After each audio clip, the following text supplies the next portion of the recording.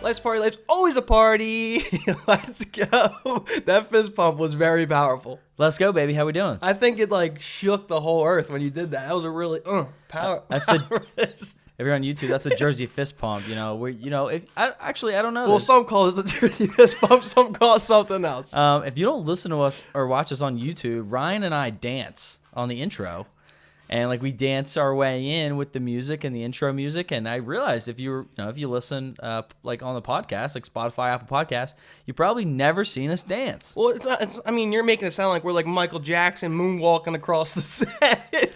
We pretty much just sit here and just have our movements. I mean, you get a little wacky with it, but I try to stay even keel. I just have a good time. You know what I mean? Like good vibes. That's what we do. Well, first thing we want to do is we want to shout out Scuba Beer. Yeah. I mean, as we continue to grow on this podcast, cool companies are starting to reach out to us and offer us products for us to have on our show and really showcase these these products that people use to party with. Absolutely. And Scuba Beer is the newest one. But here's like the thing with Scuba Beer. I was telling Ryan, they reached out to us. I think we talked about it a few weeks ago, but they reached out to us on TikTok and we're like, hey, you should review our product because we did the best drinking tools. Yeah. Like a month or two ago. We did best drinking tools, and they're like, you should try us. And I said, okay, let's do it. So they sent us a bunch of stuff, and I'm not going to lie, like no cap, like they're not paying us to say this, but it is my favorite drinking tool. It is pretty dope. It's so fluent and it's addicting to do. You can finish 6 beers in a blink and you don't even notice. And they're not paying us to say that. I mean, no. we talk real shit up here. If it sucked, we'd be honest. We'd say, hey, what's up? But yeah, the thing about this is like it's just super simple. It goes down the hatch super quick. You don't even realize you're chugging. Like that's why it's so nice. So. And they have so many dope products. Paul's going to put on a little display. Honestly, I should be the one doing the display since I'm the faster chugger. But Paul, go ahead, get away from the equipment. There we go, baby. Let's go, baby. Life's a party. Oh, wait, you going to tell them the news real quick and cheers to that? Oh, yeah. So Scuba Beer is now official sponsor of Life's a Party. Pretty dope. And no, the other thing we're celebrating. What are we celebrating? Your dad made some power moves today. Oh, my dad. Here, I'm like in a weird spot. But my dad did. My dad's been talking about helping us out on the show. And he's like, hey, man, like whatever you guys need, like let me know. So he made us, we have an official LLC. So we are an official business now in the state of New Jersey. So Life's a Party. Official business. That's what we do. So you can go to Wall Street and invest in our stock. We have Life's a Party stock if you think we're a good qualified business. Life's a Party to the moon. Definitely not public yet, but maybe. You can invest in my PayPal. My PayPal is like Ryan Smith 25. That's how you invest in the company. So, all right, but Paul, let's go celebrate their partnership with Scuba. And while Paul's going, they gave us a discount code. It's Life's a Party. Use that on Scuba's website. The website's in our bio. So go check out our bio on Instagram, TikTok. It's Scuba Beer's website. It will direct you there. Use code Life's a Party, 10% off. So we appreciate it, Scuba Beer. They sent us a bunch of shit. They're going to send us some more stuff. They have some cool-ass bucket hats with all their scuba stuff on it. So we're stoked to have this partnership, and we want to continue to grow with the Aussies. They're from Australia. They're from Australia. It's so funny because when they DM us, they're like, they're like, thanks, mate. And like, and I'm like, oh, what the? That's so funny. So thank you, Scuba Beer. Let's get in the show. They should send us some kangaroos. Like, you know how dope it would be to have a kangaroo carry around your six-pack in their pouch? And then you'd be like, yo, kangaroo, like little Ruru. Little Ruru, give me my beer, and then boom, little Ruru gives you the beer out of the pouch. You get the Scuba Beer banging in, you and the Roo. There you go. Good time. If you're on YouTube here, we got the White Claw iced teas. And I'm a huge fan of iced tea. I love Arnold Palmer. I love some Snapple, Arizona. I'm really stoked to test these out. So these are the White Claw iced teas. You got 4 flavors here. We got peach, mango, raspberry, and lemon. Ryan's going to have 2. I'm going to have 2. And we're going to just give our, little taste test. See what we got here. No, we're going to rate them. Here's lemon. You do this one give first. Me this one. You want raspberry? I want raspberry first. You know what? Dude, Applebee's has some raspberry iced tea that I die for. I would just go to Applebee's for raspberry iced tea. So I got some high standards for this White Claws. Okay, we got iced tea lemon. So I'm thinking immediately Snapple, right? This is your Snapple. Snapple, I love Snapple as well. But I love raspberry Snapple. So this I have very high expectations for. So I'm excited. Cheers. Cheers, Life's Party. I love it. It's very good. So we have another live studio audience member. We do. And she said before on the show that they taste like unsweetened iced tea. Is that correct?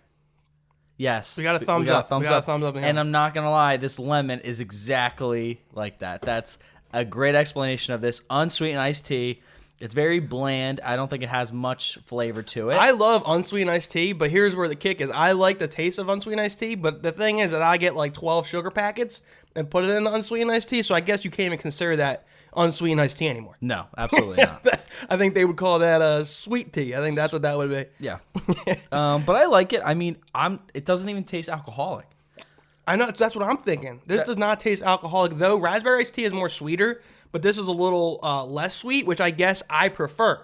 Like the sweet drinks I don't enjoy, like Mike's Hard or even Twisted Teas. They're a little sweet for me, so my stomach can only handle so much. So this is a very a job well done by White Claw. Raspberry iced tea. Check it out on YouTube. I got it up. I'm giving it an 8.4. Ooh, it's a great score. 8.4? And I'm going to drink it for the rest of the show. Okay, that's high. I don't think this is as good. I could tell where Ryan's coming from, where I think it's a little bland. I don't think it has the sugar and stuff in it. Like, you could scuba these. So Scuba has a product. They do. Where you could put Paul did the bottle to start the show, but they have a scuba tool where you could use it on a can. Yeah. So, like, some sweet drinks, like a Truly, you can't really scuba that. It's hard to do. It's very sugary. These, you could scuba about 12 of these and have a good time and feel good. I feel like you could scuba everything, man. That's that's the plan in the future. We're just gonna take our scuba beers everywhere, use them on bottles, cans, seltzers. Yeah. Dude. So I've seen if you go on Scuba Beer's page, it's like at Scuba Beer. I don't know exactly what it is, but you could definitely look them up, and you can see people using them. People do like 2 bottles of beer, or they'll do like 4 bottles of beer. They have a 6-pack. You can literally chug a 6-pack. I'm gonna try the 6-pack. You heard it here first, Scuba. Insane. One night for the show, I'm gonna do a Scuba on set, 6 beers. It's gonna be a little spillage, so you might have to do it away from the set. But you could hear it. Put it in the books. I'm gonna do it. Okay, sounds good. I promise you. But okay, review. What are you rating it? I'm gonna say this is for the lemon. 7.3. Okay, decent score. Here we go. This is your last one. Me and Paul are splitting it up. I think it's good. I don't think, I just don't, I wouldn't love it. Like, I like Arnold Palmer Spikes or seltzers more. So, all right, so to give the audience a gauge, so what would you put Arnold Palmer at on a scale of 1 to 10? So they kind of know your scale. Scale 1 to 10 for an Arnold's probably a 9.2. Wow, that's pretty high. I'm a huge fan of the normal Are you Arnold's. related to Arnold? Is that what that is? I wish I was. I wish I had the golf jeans, honestly, of the Arnold. Yeah, you really don't. I'll tell you that. Oh, damn. All right, here we go. So me and Paul split these up. There's 4 in a pack. I'm going to rock with the peach. I'm all right with the peach. I'm going to rock with the mango. I don't like mango, so I deferred that to Paul. I had first pick. We had a draft. I said, I'm going to defer the mango first to Paul because I don't fuck with mango. Okay. I wish I had the raspberry. I'm going to taste that later. What do you got? This is some good stuff. I got the peach. If you're a peach person, ooh, it's like a perfect balance. And like White Claw really, would you say White Claw's number 1 in the seltzer game? White Claw is number 1 in the seltzer game. So they have to live up to the hype. Yeah, it's because I feel as though they originated it. I'm not sure if they did, but I feel as though they did. They're the ones who made the game popular and made the game everyone got involved. 8-1 on the iced tea, White Claw peach. And I'll say this disclaimer. 8-1. If you're a peach person, it's probably in the 9s. If you're a peach person. 8-1. And I'm not talking the peach emoji. I'm talking the peach flavor. Iced tea mango. I'm not a huge mango fan. I think it's good, though. Like, I think the good thing with these seltzers, and I think why White Claw works so well, too, is that it's not super sugary like a Truly. Or what did we have the other day? We had the birch beer one. Oh, the root beer? So here's the thing. What brand is the birch beer we had last week on last week's show? Stewart's. So Stewart's root beer. We were talking before the show. I was like, we had it last week on the show, and we didn't give it a good review. No. We thought it was like a flat soda, tastes like a bad Tootsie Roll. It is. Yeah. Sorry, but my Stewart's. thing was that flavor had to pass a certain stage of approval in order for it to be put out to the public. So it had to go through like a case study or focus group in order for them to release it. Be like, so I would think they would have to approve it at least 3 levels before giving it out to the public. I don't know how that passes 3 levels to the public. You know what I'm saying? Yeah, see, I agree with that statement. The fact that I don't know who it passed to be like, hey, we're gonna put these nationwide because they're just clearly not good. Like, they're just not good. enough to be like, hey, this is what we're going to put out. But I told Ryan the same idea where, Stewart's is a soda brand. Like, I give them props going into the game, but the Seltzers game is very different. It's like very hard. Obviously, as we said, White Claw dominates the space. You know what I think happened to Stewart's? I think they had a gun to the guy's head, and that TikTok trend going? It's like, I work at the bank. They're like, do you like it? I work at the bank. So they were forced to like the flavor. Yeah. But one last thing on this before we get into the root of the show is that White Claw, the same piggybacking off that concept, is that White Claw is the top tier of seltzers, as we talk about. Yeah, absolutely. So they're going to be very particular in each stage of the seltzer focus group process, and they're not going to put out a shit product. No, I mean, why would they? They don't. Everyone's trying to catch up to them, where they're not trying to catch up to anyone else. All right, so as I read this first block we get into, grab a raspberry. Okay. Give that a go. I think that might be your go-to drink for the episode because we're doing a little drinking this week. Life's a party. Life's always a party. If you're at home watching or listening to the episode, hopefully you're drinking. Yeah. That's something that we always talk about on the show. We haven't talked about for a while, especially with the new people, is that, who's joined us, that we love. Back when we first started, we had friends who reached out and they would say, hey man, like it's Thursday night, or, maybe they're drinking like Saturday afternoon before they're going out, and they would put us on their TV and they would drink with us. And like we would drink on the show and they would have a drink with us before, whether they were pre-gaming or they were just drinking with their buddies on like a Wednesday or Thursday night. And that's awesome for us. You know what I mean? Like if you're drinking with us, that's a good time. Yeah, DM us a picture of your beer and, maybe our Spotify face. One last thing before we get on our show. Let's talk about the kid who just hit us up before we, literally 30 seconds before we went on air, became a big super fan in a matter of a couple hours. So Ryan said he thinks this is the first person to ever binge Life's a Party. Yeah, there's like you binge shows on Netflix. This is the first kid that listened to Life's a Party.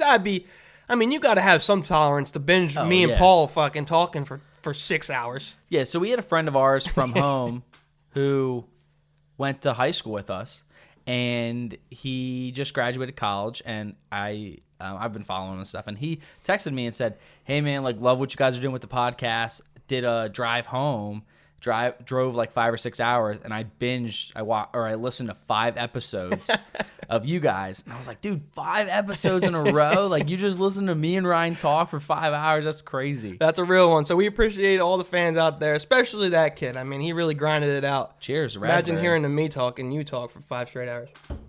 I can barely listen to you talk for an hour. All right, that's an unnecessary jab at me right there. All right, let's get into the show. I like that raspberry. That's it's good, right? What do you give it real quick? Oh, real quick. Does it make the 8s? Eight, 9. 8, 9. So that's probably my biggest my highest rating of It is the very White high. Claws. All right, so first block, what we're going to do, this is a big hot topic. People have been asking us to do this. What are some of the best drunk foods? So after you had a night of partying, you need something to eat. What do you make? Where do you go? What do you eat? What do you do, Paul? Yeah, this was a segment where I was driving the other day, and I'm a junk food. I was drunk driving, No, and I was hungry. I was not. I didn't know what to do. I was not drunk driving, but thinking about it, I was like, I love having food when I'm drunk. I think that's one of the best times to eat is at 2 o'clock, 1 o'clock, 2, 3 o'clock in the morning. You know what I mean? So what is your go-to food? Like, where do you order from? Obviously, you're limited because there's only a certain amount of places up at college. Like, when I was at college, there was one late night dining option on campus that you could get fried food from, or you can even get breakfast. Like you can get pancakes at 2 o'clock in the morning that sometimes people did. So I'm curious what you guys think. What's your go-to food? We'll put up some polls on Instagram and that kind of thing. But we're going to talk about ours. All right, first one, Paul.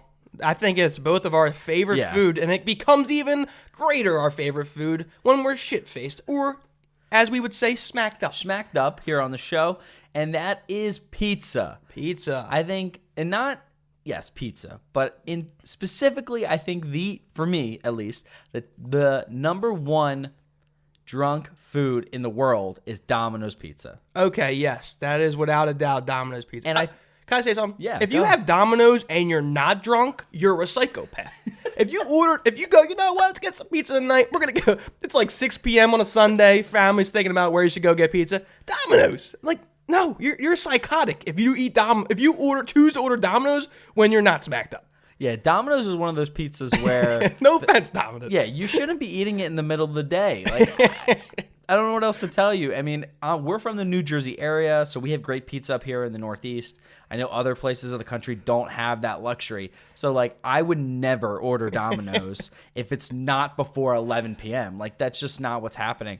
But Domino's is always great because it's the only pizza parlor you can get fresh pizza after 10 o'clock where Yes. all the restaurants close. So, and I think usually 2 or 3 p.m., depending on where you live, you can get Domino's delivered to your house. You don't have to talk to anyone on the phone. You just go on the app. Your drunk ass goes on the app. You say, "Hey man," you just Hey man. "Hey man," you just do your what's your easy order. You get your cheesy bread or your cinnamon twist or whatever the hell you get with your pizza, right? We got fist up in the crowd for cinnamon twists. I'm with you. I love some cinnamon twist. The crowd goes wild for the cinnamon twist. But pizza and Domino's in particular, I think, is probably why. And their stock, I mean, we don't really talk about the stock market, but their stock is crazy. Domino's has been killing it in the pizza game, and I think that's why. I think they dominate the college group and they dominate the drunk group. So there you go, Domino's. Dude, cheesy bread is the most slept on food of all time. So our buddy Sean, we've talked about on the show all the time. In high school, I got him hooked on cheesy bread. And I remember him never having it. And I was like, dude, order cheesy bread. What's so funny now is we'll order Domino's as a group.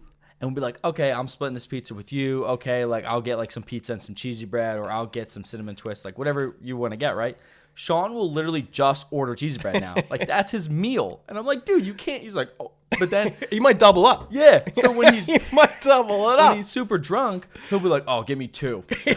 Double it up. Like that's all you're eating? You get the cheesy bread? Dude, the one thing I'll say on Domino's is that the cinnamon twist, we did get a little crowd roar out there on the cinnamon twist from the live audience.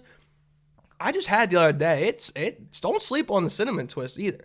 And another thing with drunk pizza is it's good, especially if you're in like the North Jersey area.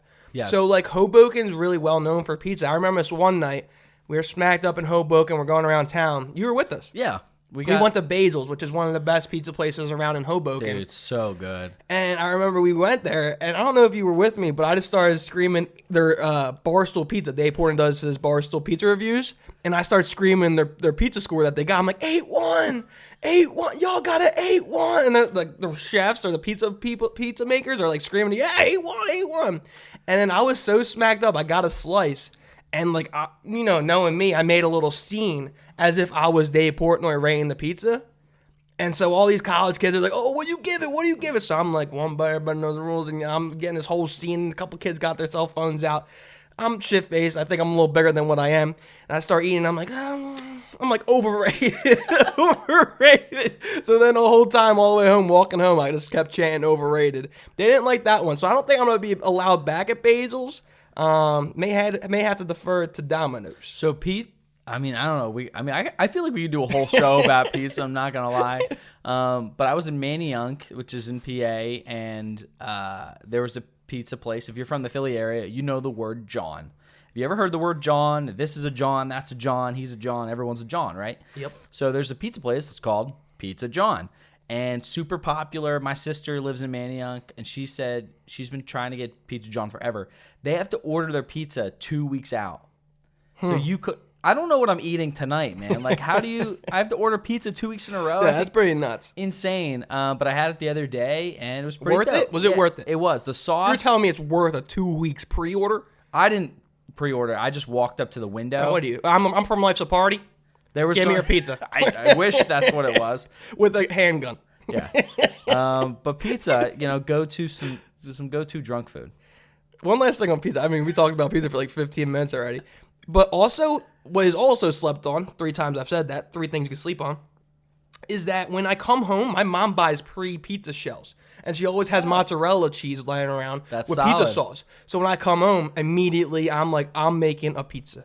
So it's a great, when you stumble home, you can't order anything. It's late night, or unless Domino's is not an option, you don't want to pay anything. Yeah, you make a yeah. homemade quick pizza. You can either make it on like a quesadilla pizza. I mean, there's so many ways you can make pizza on bread or whatnot. So you can do that at home. So it's a great drunk food. Next one, Paul, is one of your favorite foods, a burger. But do you like this The real question here, do you like having a burger drunk? Because I know it's one of your top foods sober. Is a burger something you go, man, I'm messed up, man. I'm smacked up. I need a burger. No. And I was thinking the same thing. So that's what I think a burger is for me anyway. It's too filling, which is weird. I mean, it depends where you get it from, obviously, and how much meat you're actually eating. Kid But there, wow, I did not expect that one. But I think it depends. That one came from left field. And I think a burger is a greasy type of food that you would make sense that you would like to eat while you're drunk. But I don't think it's there. I just don't think it's there. All right, so then let's transition to another drunk food, as in just a fast food place. Okay. So then you don't eat chicken nuggets. So if you're drunk, a great place that everybody loves to do when they're hammered, coming home from the Uber or just even their friends driving their home, it's like, let's go get fast food, Taco Bell. Let's go get McDonald's. McDonald's, yeah. So then you like to go to McDonald's when you're hammered? I've done But then it. you get a burger. Yeah, I would. But here's the thing: let's add some shit up here. It's not my first choice, but I would like if we were like so in college. I don't know if you ever heard this, but where I went to Montclair in North Jersey, we would always call McDonald's Don's. Never heard of that. And I never heard of that too. And I'm curious because I feel like we could make a poll on Instagram. There's so many different ways. Golden Arch. Yeah, like I feel like there's so many different ways you can say McDonald's. McDicks. No, I've heard people say. Actually, I've heard people say McDicks. You got to put that one on the poll. McDonald's, Don's, Mickey D's, Ronnie D, Ronnie D's, the Golden Arches. I mean, there's so many different ways you could say it, but Mickey's Clubhouse. That's Mickey. Oh, that's Mickey.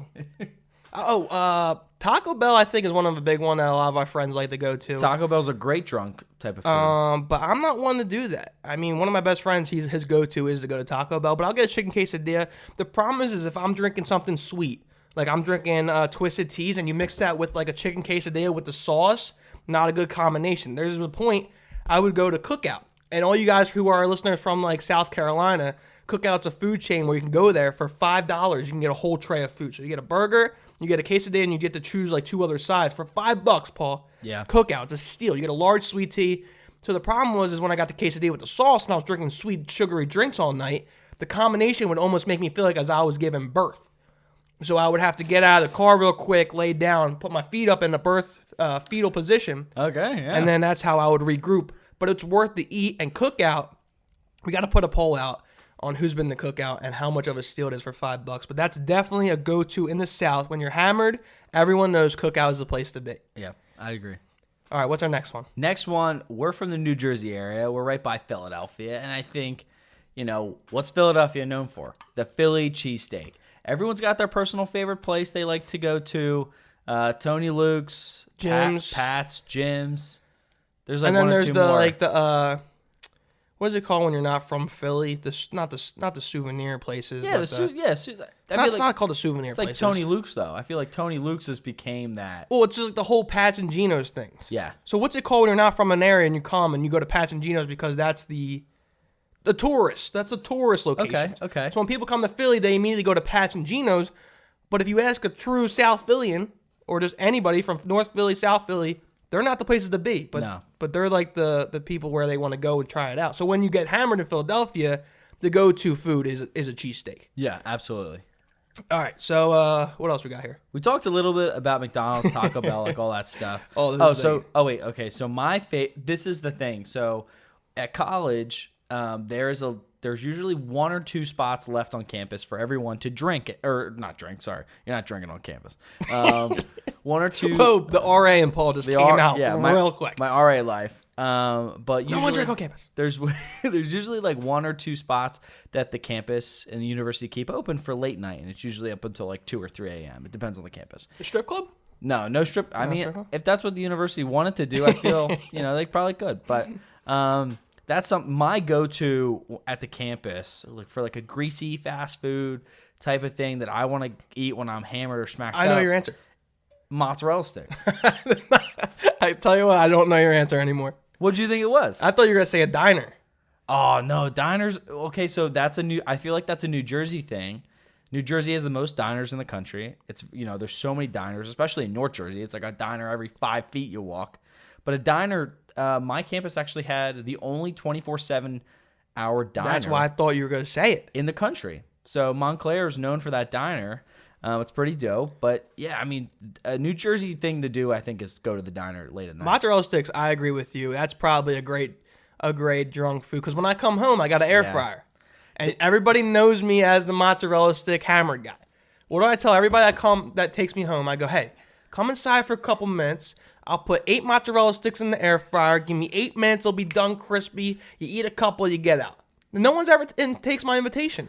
I go, yo, just come in for. I'll pop in 12 mozzarella sticks air fryer. Come in. 8. I don't know why that's my favorite thing to do when I'm shit faced. I just want to invite people in to share mozzarella sticks before they leave. But no one's accepted my invite, and I'm kind of upset about it. I think one of the best things that has ever happened to a drunk person is the air fryer. Dude, air fryers, goat. Because as we talk about, most of these greasy foods or things that you would want to eat while you're drunk, if you have frozen, like a frozen item like that, if you have frozen mozzarellas or maybe like a frozen pizza or frozen fries or whatever, you can put that shit in the air fryer. Within 10 minutes, you're good to go. You don't got to order Domino's. You know, if you want to save a little bit of money, there you go. All right, one last thing I want to say on this block before we move into our next one is that the party foul of eating food while drunk is leaving the oven on at home. Now, I have a story. I came home one night, didn't choose pizza, didn't choose mozzarella sticks in the air fryer. I chose chicken nuggets on a pan in the oven. I chose violence. I want to blow the house up. So I get my nugs, I put them on the pan, I put them in the oven, and I go to bed. Yep. And my mom was pissed off in the middle of the night. Luckily, I got home at like 3 in the morning. And my dad gets up hella early. It's like 6 in the morning. He sees that the oven's been on for 3 hours and chicken nuggets are in the oven. He pulls them out. They're black, as charcoal black, these nuggets are. So you never even ate them? No. I left them in the oven and went to bed because I was smacked up. Dude, you got to at least eat them and then leave them. That's what I do. I eat my food and then leave the oven on. And the funny thing is that we have the circular pan still, and there's just fucking imprints of each nugget laid out because it was burnt so bad, it just left an imprint on the pan. But my uncle, and there's a bunch of other stories about people who leave their oven on. So if you have a story that could be dangerous, give us a DM. Let us know about your drunk food making and how you left your oven on, or what was the disaster and how you made food. This episode is sponsored by Manscaped. Father's Day, it's just right around the corner. And you probably need a gift for a hairy dad. Make your dad proud this year and get him and yourself the Manscaped Lawnmower 4.0. You heard that right. The Lawnmower 4.0. Get 20% off and free shipping with the code Life'sAParty at manscaped.com. That's 20% off with free shipping at manscaped.com and use code Life'sAParty. Don't forget that you came from your dad's balls. This year, show your original home some love with Manscaped. Your original home, Paul. Dad's balls. Dad's balls, baby. All right, so now we're moving on. We're doing, Ryan and I have been... I want another raspberry. What do you do? I want another raspberry real quick. So something that Ryan and I really like are late night talk shows. And I think it's just, there's so many really cool things about them. Obviously meeting celebrities, being able to talk to them. Jimmy Fallon does like a bunch of bits. James Corden, sings now, and he does like, obviously carpool karaoke came out of his late night talk show. And you can do you can commentate on the world, and there's just so much going on with late night talk shows. Well, the hosts who do late night talk shows are big time celebrities. I agree. Yeah. Like, it's a very iconic position. Like Jimmy Carson, that was his name, right? Yeah. He was one of the most famous people. Like, if you were on Carson's late night show, you were a big deal. And then it's very limited. So there was how many late night hosts were there for the Tonight Show? So it was Carson, Leno, and then Fallon was the third? No, because of Conan O'Brien. I think there was 5 or 6 ever Tonight Show hosts. Well, that just goes to show how prominent and Correct. how long those positions are. It's almost like a president. Yeah. Well, Fallon has done. So what's crazy? I mean, Ryan and I are both Jimmy Fallon fans, and Fallon only did his late night with Jimmy Fallon for I think 5 or 6 years. It was very short, actually. But that was on not prime time, right? That was 12:30 in the morning. So his show came on. So Jay Leno did the Tonight Show from 11:30 to 11:35. 11:35 to 12:35, and then Fallon came on at 12:30 and went to 1, and and Fallon just was successful because of the idea of social media and YouTube and that kind of thing. He built, nobody was staying up late for him, but they could record everything obviously and put it on YouTube, and that's where he became very popular. So people were discovering him during the day, but via YouTube. And so we just kind of want to talk about late night talk show hosts and like talk shows in general. Ryan and I have been to Jimmy Fallon. We've been to The Tonight Show. I've been to late night with Stephen Colbert with my dad, and that was a cool experience. I've always wanted to do more. How many times have we been together? Just once or twice? I think we went twice together. We went, and then KG Elephant was performing, and then me and Paul got on TV. Yeah. And, one thing I just want to say about Jimmy Fallon, before we get into some, like, I think we have, like, 7 or 8 tips or hints or just us sharing our experiences on our experience going and how to go and things of that nature, is that Jimmy Fallon really popped off because of, like, I feel, in my personal opinion, is his musical ability. Yes. And, like, his way to be able to impersonate other musicians and just be musically inclined and do stuff different than what normal monologues would be for regular TV hosts. So Jimmy was, yes, because so a lot of stuff that Jimmy did on SNL is where he came from, and obviously same studio, same building, everything. Yeah, same building. Where Jimmy could do impersonations of musical artists. And Jimmy could sing, and, you know, that was a whole different ball game too. Like, Jimmy's not, an incredible singer, but he's pretty damn good. Like, he's well above average. Oh, yeah. And the fact that he can do impressions of, not just impressions of actors, but he can do impressions of artists, like vocal artists, was a whole nother ball game. That he could play guitar, and he could do all this stuff. So it allowed him to do a lot more. And I think that's where James Corden is very successful as well, because James can sing. Yeah. So when James goes in, like, he does carpool karaoke, and then he does these, like, Broadway. Did you ever see those? Like the red light Broadway Yeah, stuff. When they run out the door in a red light in, like, Hollywood, and they'll perform a whole, like, skit from Broadway. So that's that's funny shit. That's a whole other, like, ball game where Jimmy Kimmel and Stephen Colbert, and they're very different. It's like they have, like, a dry sense of humor. Yeah. Stephen Colbert specifically, I think he's very straightforward. All right, kind of thing. so let's get into some of these trips and ticks. You're both wrong. Tips and tricks. There you go, baby. There you go, baby. I'm not dyslexic, I swear. All right, so the first one is that I don't know if you guys know this, but tickets to these shows are actually free, and they're available to everyone. So when I found this out, I was like, holy shit, we can go to this shit for free? Like, I was like, we should do this. So Jimmy Fallon, I don't know about the other talk shows. Paul might be able to know more. But Jimmy Fallon uses this website called 1iota, where you basically sign up for a, not a raffle, but it's a lottery. So you put in, and you hope you got to, like, sign in at a certain time once each month. You get put into the lottery, and hopefully you get tickets for that following month. So it's a lengthy process, and you have to get lucky. But we both did like twice, I think.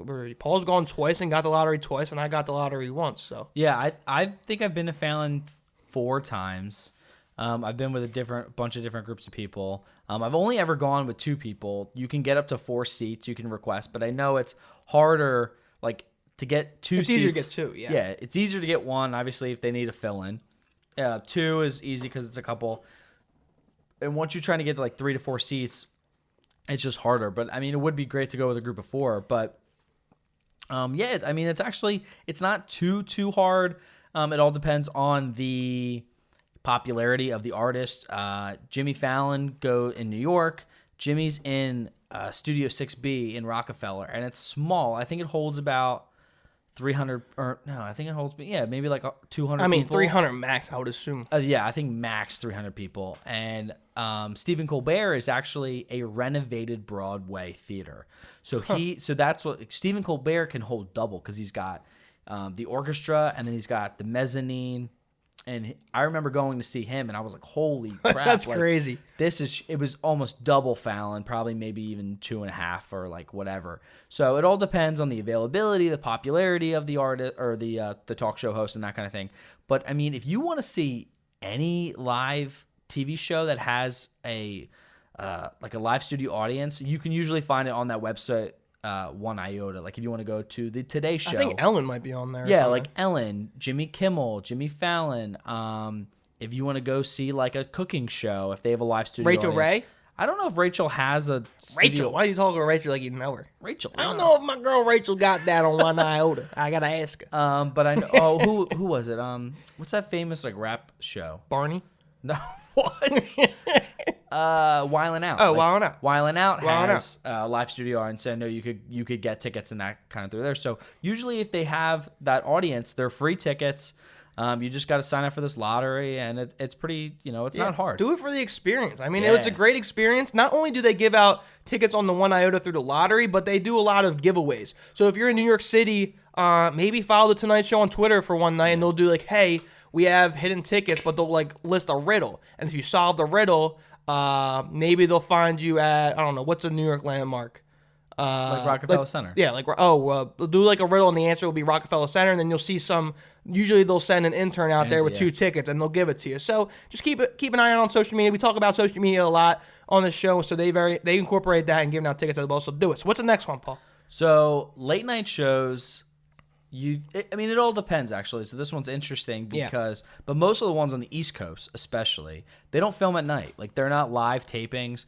Fallon, Stephen Colbert, Seth Meyers, is Conan? Where's Conan? Is Conan in LA? I think it's in LA. But like the guys on the East Coast, they film at like 5 o'clock or like even earlier. I think maybe 3:30. Yeah. I think when we went in, we had to be there at maybe 1:30 or 2 o'clock. You kind of go through the lobby, you go through metal detector, you sit in a lounge, and then they put you up in an elevator. You go sit down in the studio. We'll talk about more of that process later, but like you kind of film. I think it was like 3:45. Jimmy came on. And Jimmy Fallon, and he would like do his monologue. And they shoot kind of in real time. They try to shoot the show in an hour. As if it's like one take. They want to shoot the show as if it's one take, but it's tape delay. And the big thing about this is that they're strict as hell with your cell phones. So I know a lot of comedians are like this, where I know I've been to Kevin Hart stand-up. I've heard a story about, who's the dude that dated Ariana Grande? Pete Davidson. I've heard stories where these guys are so strict about cell phones because they only have content for every place they go to. So if Jimmy's show gets caught on camera and it gets released on YouTube or something before the 11:35 airing, that's a problem. I mean, people are going to see it before then. That's why they are really strict about having your cell phone. And I've seen them kick people out of the show. So that's also something to be watchful for. Dude, I went to go get my fingerprints the other day. They didn't let me bring my cell phone in to get my fingerprints for work. That's weird. Like, what are the disadvantages of that? I don't know. I just didn't get it. I remember specifically too with Tonight Show starring Jimmy Fallon. I remember how big of a deal it was. It was like, hey, like if you have your phone out and we catch you, there is nothing we can do. You will be kicked out of the show immediately. And it was just that thing, like they don't want to, God forbid, they don't want a phone going off. I think they would prefer you to have a gun instead of a cell phone. I think that's how it was. I mean, it was everywhere. Like it was everywhere on the walls. They must have said it 50,000 times because it's like, hey, like you might be from a different state or you might have traveled to get here. I mean, when we go to New York, it's like 2 hours, 2.5 hours. So it's like, hey, like you're gonna get kicked out. Security's like, oh, you got a bomb? You're good. Go ahead. Through the metal detector. Oh, you just got a bomb. He's good. Oh, you got a cell phone? I need you to step to the side right here. And then we need to back up. Like it was a big deal. It was. All right. So the next one is that if you start to realize that your like favorite celebrity or actor or comedian or your favorite chef is coming out with maybe a cookbook, or your favorite actor is coming out with a new movie, or someone's doing new stand-up. So a good thing to kind of gauge is if you're a big super fan and follow your favorite celebrities is to kind of gauge when they go on that promotional tour to do like a media tour. And if you like kind of gauge, like one time I want to see Kevin Hart. I like the guy. I like the guy. He's I cool, enjoy he's his funny. content. I know a lot of people think he's overrated, but I enjoy his like work. So wait 1 second. Ryan said I like his work. Ryan has a full life-size stand-up you don't have to expose this poster in his house. So I got a picture of it. We might have to flash it up on TikTok. Like he has a full stand-up cutout figure of Kevin. But the funny thing is, it's actually like life size of Kevin Hart, and it's literally like 5'4". No offense, Kev, but your life size fathead is 5'4". I mean, it's very small. But I'm not a big celebrity guy, but Kev Hart's one of my dudes. I love his shit. So I don't even remember what I was saying. What was I talking about? What was this talking? Oh yeah. So I was looking at Kevin Hart to see when he was going to go on his media tour, trying to gauge when that would be, and I was actually really close. And instead of it was during Get Hard, and he did that with Will Ferrell.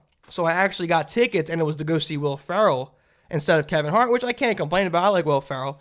but it ended up getting canceled and I couldn't go. But so I did a good job gauging on when my celebrities were going on media tour, and you can kind of pick apart like, oh, Bradley Cooper is coming out with a new movie. Let me put in for the lottery for this month. Hopefully I get lucky. Especially movies and stuff where you know their release date's far in the future. Because, I mean, we didn't really explain it, but the way it works is that, we're in May, right? Say a joke? No. So Why did a cat cross the road? Why? To get some food. Okay, there. We're gonna move on. Got that one from Kevin Hart.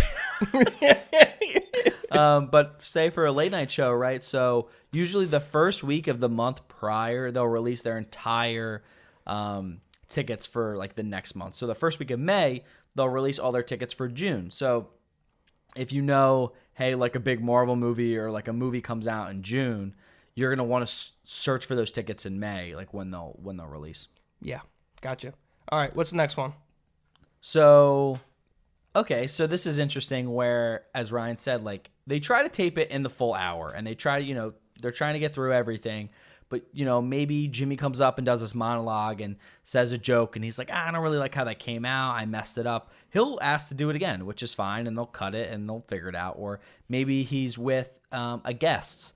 And, maybe they say a curse word or something that they're like, I don't know, like, let's just do it again. It wasn't as funny as we thought it was. Maybe they dropped a prop or that kind of thing. Well, they might try to do the joke over again. Yeah. And it's, it's usually pretty easy. It's kind of funny when he's like, all right, let's stop. And you're like, what? You're like, dude, because you're behind the scenes a little bit. So when I went, they have a musical guest every show, and the musical guest was Camila Cabello. Okay. And she had a new song coming out. So she had a performance, so we sat there and watched the performance. She did the performance maybe 9 or 8 times. Like a 3.5 minute performance. Her manager didn't like it, so she kept doing it over and over and over again. And she kept saying, I'm so sorry to the crowd. I'm sitting there twiddling my thumbs. I never heard the song in my life. It was debuting on The Tonight Show. I knew every single fucking word of that song when I walked out of that studio. That's kind of cool, though. And Jimmy was like he was getting a little antsy. He's like, no, it's okay. And we're like, because during the song, we got to cheer. We got to act authentic because they use real, actual audience sound. Yes. And I'm like, I've heard this song 8 times. Do you need me to come up there and do it with you, Camilo? Because I know all the dance moves and I know all the words now. Yeah. Musical guest wise, I mean, sorry, I do like her though. Yeah, she's great. So if she sees me on TikTok, I'm sorry. I like the song a lot. I could sing it, but no one wants to hear that. Songs, people. I've seen Cage the Elephant. That was a show that you and I went to. Yeah, I think we rocked out with them. We saw Cage the Elephant. That was like our first Tonight Show. I've seen Miley Cyrus perform. What? Yeah, it was one of the shows I went with. Was that like what kind of Miley did you get? Wrecking Ball? No, so unfortunately, this is a bad one. Or Malibu Miley. I like that Malibu Miley. Unfortunately, the day before was the shooting in Vegas. Okay. And Miley came on. It was like Monday. And to honor the shooting, Miley came out and she opened the show and sang The Climb. Oh, shit. And it was like a big thing. That's deep. Jimmy didn't come out. He didn't do a monologue that day. It was just crazy. I think she performed, more fun. It was like her week. Miley's done like a Miley Cyrus week. Oh, yeah. Then Ellen will do like the Justin Bieber week and have him there. So it was That's during cool. those. And then I think other times I've seen a magician. Like it wasn't a musical guest. It was a magician. I saw these guys do like a lawnmower act. What? I don't know. That's a little ironic for you to see a lawnmower act, considering you cut your toe off. Yeah, Ryan. What a lawnmower. Yeah, thanks, Ryan. Well, you exposed my Kevin Hart, so I gotta expose your lawnmower incident. Yeah, if you're a new viewer, I'm not gonna go down this road. Yeah, but you can't just say it and not explain it. If you're a new Paul chopped his toe off with a lawnmower. If you're a new time viewer of the show, I got into a lawnmower accident. Lawnmower, as if the lawnmower hit you in a crosswalk. I got a lawnmower accident. The lawnmower was going. I was in the crosswalk. He attacked me. I don't know what else I could say. Oh, shit. I'm a junior in high school, and I got part of my big toe, my right foot, chopped off, had some surgery. Nice. But yeah, I was nicknamed Paulie Four Toes for a while. All right, so we have a couple more left. This one's really funny. So when me and Paul, all right, I'll just say what it is. So don't go into the show expecting the perfect view. Yeah. So me and Paul, we get there, and we're going as 2, and we're like, okay, we're like one of the last ones into the studio. So we're like, we're not going to get a good seat. But then all of a sudden, this guy comes up. He's like, we need 2 seats, but do you guys mind being a little bit separate? And me and Paul are like, "Nah, we don't really give a shit. We're like here for ourselves as well, so we want to have good seats." So he starts taking us down, and we're going down step by step by. We're like, "Holy shit, we're gonna be in the first row in the Jimmy Fallon show." Then what happened, Paul? We got all the way down there, and what happened was, so you never think about it. You don't think about it, but you know, there's cameras. Like, it's not just like a full show where usually when you watch like a theater performance, you just watch the people on stage and they're performing. Well, this is a live taping of a show that goes on television. There's a lot of moving parts that you don't consider in your mind when you go sit down. Yeah, so there's camera crews, there's like stage managers, and there's makeup people that are like, everyone's moving around behind the cameras. And so I don't know what row we got, maybe like two, two or three. Like three. And we're sitting there and we're like, oh, this is going to be great. And then boom, like once the show starts, cameras and everyone's right in our face. We're like peeking over the top. We barely see Jimmy's head. 2 rows up, we would have been perfect. Like, dude, I remember I sat there. I was so stoked. I was like, oh my God, I see the little, because Jimmy has a little 4-leaf clover. Yep, that's his marker when he does his so he has this monologue. little 4-leaf clover, and he's like right in front of me. I'm like, holy shit, like, me and Jimmy are going to be like having a staring contest. I'm literally eye for Jimmy for his monologue. That's dope.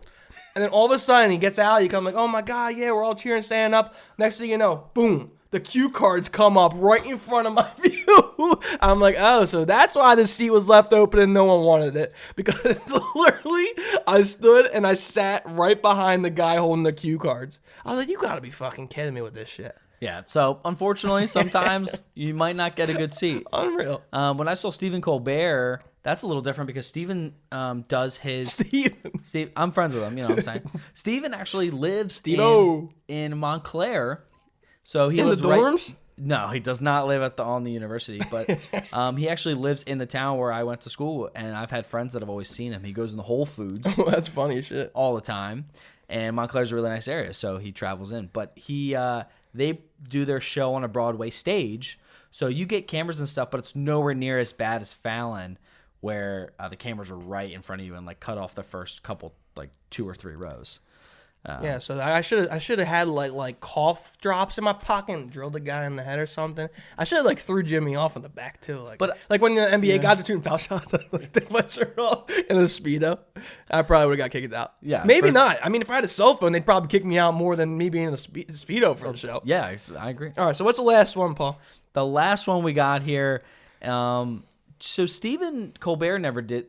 I don't really remember this, but I know Jimmy Fallon in particular always does this, where usually, as Ryan said, they have a musical guest. So when they do the musical guest, they usually they bring on like a stage or they move the set around. There's always these lights, and like they maybe have about 15 minutes of downtime where they have to get this musical. Or when Camila Cabello's performing 8 times in a row and setting up a big box, Jimmy's got a lot of time to chill. Yeah, so Jimmy always comes out and does like a Q&A with the audience, which is pretty dope, and obviously everyone's there to see him and really excited.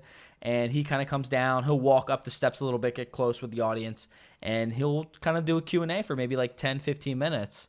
You really get to know the host. And like you were talking about, I forget who you were saying, who has the mezzanine level. Yeah, Stephen Colbert. Colbert. Where Jimmy Fallon, that studio, I don't know what is it, Studio 6A or something? 6B. 6B. So it's so small that you can get really personal with the host and like people who work there. So like you get to know Jimmy, and he's like right there. I mean, I'm not like starred. I'm like, holy shit, Jimmy Fallon. Let me touch you. It's just like, it's dope to kind of understand him. Like, holy shit, like he's just a normal person. He's 10 feet in front of you. Yeah, and you just like get to hear all. Jimmy Fallon is also very well known, and like why he's so popular is he has like some of the greatest stories ever. Yeah. And like for that little moment when you're doing the Q&A, you hear stories that never make it on air. No. So you get like an insight of like cool ass stories he's had with like Eddie Murphy and like a bowling alley in like Chris Rock's house. Like you hear shit like that, you don't hear on air. So it's definitely a cool time to like understand and get to know the host eye to eye. Yeah, you could really ask him anything. I actually asked him a question. Did you? I can't remember. I think it was about his favorite movie. I was like, "What's your all-time favorite?" Do you like the Avengers? But I think it was about like his favorite movie or something of that nature. But it's just crazy. And then something that we didn't really talk about was I love about Jimmy Fallon too is that at the end of his shows he runs through the audience. So like he'll run up and down the stairs and he'll high five everyone. Yeah, so like, you want to say something? No, well, I just know that I think I've been there 4 times and I've been close enough to high five him 3. And then the one time I didn't get to high five him, he saw me and realized my hand was still out. He looked at me and like pointed at me and was like, "I got you, bro," and then just gave me like a little wink and then walked off. I was like, "Yo, shit!" I gave him a high five once, but we definitely like shanked it.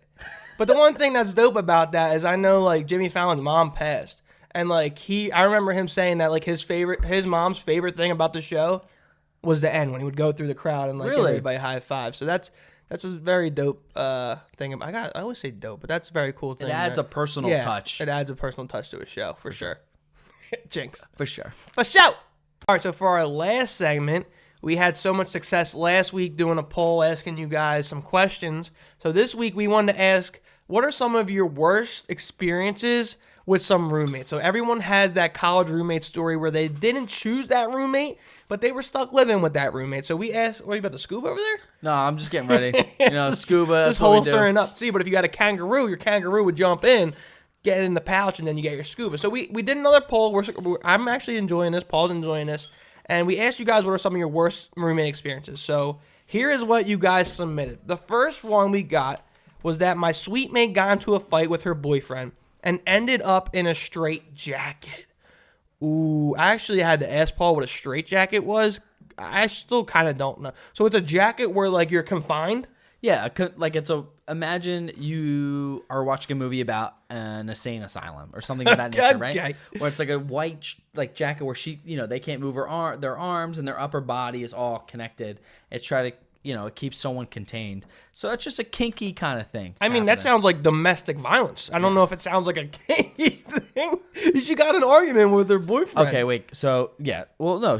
They got in a fight? Yeah, they got in a fight. So I'm guessing he got pissed off at her, then like wrestled into a straitjacket. And said, peace him out. And left. That's messed up. Like, go sit in the corner with the straitjacket. You can't do nothing. So my thought, I was like, Paul kinky. was in another stratosphere with that one. Yeah, I mean, that's somewhere you can get a little physical, have some fun. There's a story real quick that I know, and this was a friend, a friend, or whatever. I don't know. Is it a friend? Is it a person? It's just a friend. And she told me that with her ex-boyfriend, that they were like, she was wild. She was crazy. And her boyfriend tied her up on a chair. This is in the dorm room. Okay. Tied her up on a chair, completely naked, and they they're like going at it, they're like doing whatever, and she likes to get hit. So what is going on, right dude? I'm telling you, crazy story. I'm listening. Unfortunately, she'll get like hit in the face. He hit her so hard by accident, knocked her out. What? So she's asleep. She's knocked out, passed out, naked, tied to a chair. He got so scared he heard her, left. So he left. Her roommate had to walk in and basically wake her up, untie her, and make sure she was okay. Imagine you're in college, right? And your roommate is naked on a chair, and you have to save them. Dude, that's nuts. What You're speechless. He's speechless. There's a few times that I become speechless on this podcast, and this is one of them. It's not even that I'm trying to not say anything like rude or something. I just don't have words for what you just told me. I think a lot of bad roommate experience comes from like there's usually a few. Either you don't get along with your roommate. Why do you know that story? I don't know. She told me whatever.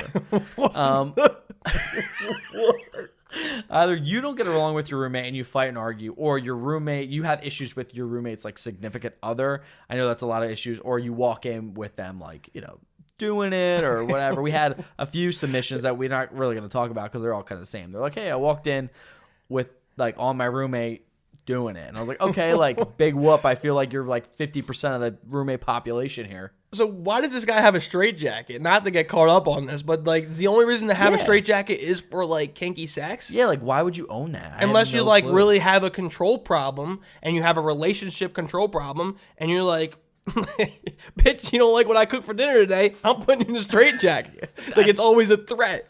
Yeah, that's I don't feel comfortable with that. What'd you just call me? Don't let me get the straitjacket. What'd you say to me? What'd you say? I'm sorry. Please don't put me in the straitjacket. Definitely don't like that. That's messed up. All right, what's the next one? We have a couple. We have 4 of them. So this is the second one. So this is another common thing. I don't think it's too crazy, but it says roommate. Well, there's nothing that's more crazy than what I just heard in this last one. A roommate and his friends would live in a cloud of smoke in their dorm. So it's just clearly saying they smoke a lot of weed in their dorm room, which, it's not it's normal for college. I feel like people, smoke in their dorm all the time. It's normal, but at the same time, I'm not a fan. Like, You had a roommate who smoked a lot, right? Yeah, so I'm not against smoking, but like when you're not considerate of like my space and like weed for me, and I understand that people who like to smoke weed enjoy the smell of weed.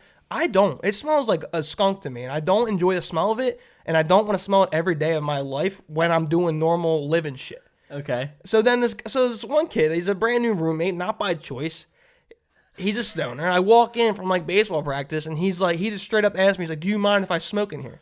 Like, in like a 2-foot square, we're in the community dorm. So like this is like 100% on-campus housing, RAs on every level, divided up on floors. And he's asking me if it's okay if he smokes in the room. I'm like, no, it's not okay to smoke in this room. 1, I would get in trouble. Yeah, you would. 2, the fire alarm's going to go off and take off all 12 rows of this building, and we're going to have to go outside and face these penalties. And 3, I don't have a 3, but don't do it. Like, it's just a stupid question to do. I feel like, if you smoke, just like going off campus housing. Yeah, why you or gotta do do it it in a outside, room? do it in your car. Like, you don't need to like infect other people who you could possibly get in trouble. I know there's kids always like they smoke in the shower. They'll like put like white towels and like get it steaming. They know all the ins and outs on how to smoke on campus. But just be considerate of others. Like, is it that hard to just go out into the woods and smoke a blunt? Are you that lazy? Yeah. They hate the smoking weed people. They don't like me. I don't think They just want to wake up and smoke, and I feel like that, wake and bake. I get that. I'm cool with that. I'll wake and bake, maybe, maybe not. Next one we got. Here's the next submission. Was crashing on someone's couch and left a jizz stain on the couch. If that's not your couch, man, I don't know why you're jizzing all over it. That's not okay. I also don't know why you're telling us. He's like, I'm jizzing everywhere. I need to get this out. I've been holding on to it for too long. I don't know why you would tell. Like, this is some speechless stuff for a podcast. Yeah, I feel like we don't even. I mean, I know it doesn't sound like you got any that night, so it looks like you created that outcome yourself. Yeah, if that's you, bro, and you did that on your buddy's couch that was like helping you out, that's like not the best thing to do, man. Dude, it's just not good vibes for this so far. I mean, we got to get past. No good vibes. No good vibes for that. And last one we got here. This one's, I feel like this has happened a bunch too to people. Yeah. But they say, I walked in to my roommate pleasuring herself. Talk about awkward, LOL. But we're still BFFs to this day. All right. Now, my first thought is, why would you not be BFFs? Like, why is it like, I mean, you're masturbating, we're not BFFs anymore. Please put that away. I mean, you got up, you saw up and close and personal. So, I mean, you just open. I cannot be your friend if you masturbate. Like, why is that? We're still BFFs. Okay, I'm cool. Good for you guys. I mean, I don't know why that's. Have you ever been caught, Paul? What? No. Have you ever been caught in a straight jacket? I have. Knocked the fuck out naked? No straight jacket. No people walking on me. That's just a learning experience, man. Everyone's got to be like, hey, lock the door. Like, I mean, no matter where you are. Well, they got keys. They share the same dorm. Oh, that's true. Yes. If you're in a Or like do it under a blanket. You can't just go like full throttle, butt ass naked. I mean, you can't be just. You got to be a little bit cautious and understand your roommate may walk in. Like, prepare for the worst. That's what I say about driving. What? What's your? We're gonna do a little comparison of driving to masturbating. So you have to expect when you're driving a car, you have to expect the worst outcomes that a car's gonna do. If they have their turn signal on, you can't trust them. They could not listen to their turn signal and do something crazy. You have to expect the worst. So when you're masturbating in your dorm, you have to expect the worst, that someone's gonna come and see it. You have to be prepared. You have to be prepared for that moment. What the hell's going on right now, man? That's a great comparison. That's so terrible. I don't even know what the hell's going on. That's the end of our show, people. That's the end of our show. This is why they subscribe to us. They subscribe for this shit. But Ryan really likes doing the polls and the submissions and stuff. We like getting you guys more involved, obviously, as we're getting more followers and more fans and people we can integrate you. Keep the jizz to yourself on the next one. Yeah. I mean, let's just be real here. We can get yourself. We can get keep the straight jacket stories yourself. Everyone involved in the show a little bit more. But we appreciate you guys listeing. Well, you can't sign off yet. You got the scuba. Oh, yeah. You're right. You got the scuba. Oh, I got a scuba. What are you gonna say? I'll go back to my comparison about cars and driving and how that correlates with masturbating. All right, give me a countdown. All right, so wait, what do you always say before we get out of here? I'll do that. Okay. The YouTube and Instagram and all that stuff. All right, so follow us on YouTube, follow us on Twitter, Instagram. Give us a 5-star rating across all streaming platforms. We get a lot of views on Twitter. I mean, on Instagram and on YouTube, but make sure you give us a thumbs up. I mean, we really appreciate it. We're lacking in the comments section as well, so try to give us a comment. It boosts our morale, gets us going for this show, and we really, truly appreciate all the love and support. We're continuing to grow with this podcast. We're continuing to grow with this brand. We became an official business today. We're making power moves. We got plans to have a brand new set. We got plans to have brand new merch dropping. Dude, there's a lot going on, and we're working our asses off to provide some entertainment for you. And we just want to continue to have a good ass time and party it up. Exactly. Thank you everyone for listening. You're killing it. Life's a party. Life's always a party. As always. Music, take us out. Peace. Later.